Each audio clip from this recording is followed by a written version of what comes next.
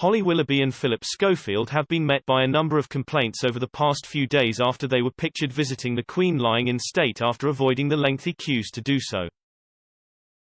Their visit was also brought up on Breakfast with Eamonn and Isabel on Monday morning as the GB News hosts discussed the latest news surrounding the Queen's funeral.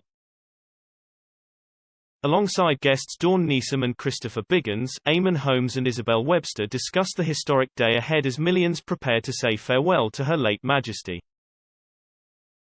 But after GB News guest Dawn said, everybody had come together, in a unified effort to pay their respects, Eamonn brought up his former This Morning colleague's trip to visit the Queen lying in state.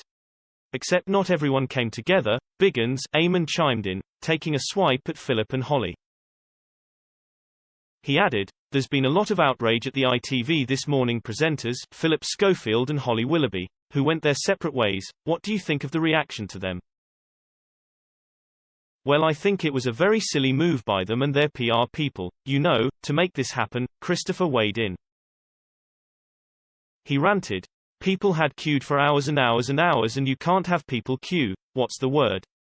Queue jump, Dawn cut in as Christopher continued, that's it. I knew there was a word, queue jumping, you can't have it. I was in Plymouth all last week doing a show for the 40th birthday of the theatre and I desperately wanted to go, so we came up yesterday from Plymouth on the train to the queue and they closed the queue. So I wasn't fortunate, but that's what life is. You can't, I mean David Beckham. David Beckham was wonderful, what a man, he queued, and I know lots of other famous people who queued. My friends Anthony and Georgina Andrews queued and he's not well. You do these things for your country and for the Queen. They were out of order, I think, very much so.